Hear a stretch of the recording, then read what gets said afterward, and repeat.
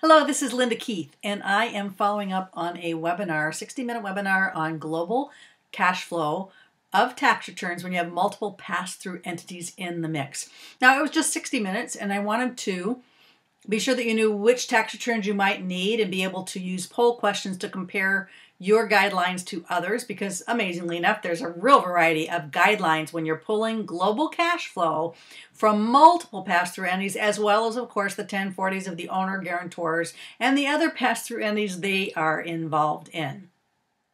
I also want to do a quick walkthrough of a tax return, not really in training mode, but sort of a come along with me, and I wanted to respond to the questions that you might have. I was sure that in 60 minutes we would not have time to do all three of those. So we invited you to chat in your questions and promised that we would follow up and get that information back to you. Well, good thing, because with the almost 300 people attending that webinar, we had 57 content sorts of questions in about 12 categories. So this video is in response to those questions.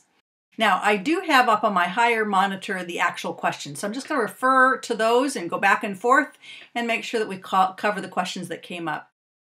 Here's just a sample of the questions answered in the videos on everything from 1040 Schedule E page 2, who should guarantee, what tax returns we need, K-1 contributions and distributions, avoiding double counting, and more. Plus, there were questions that go beyond the pass-throughs on debt, capital gains, and cash versus accrual. I answered those too. Watching short videos answering real lender questions is what I call the drip method of learning.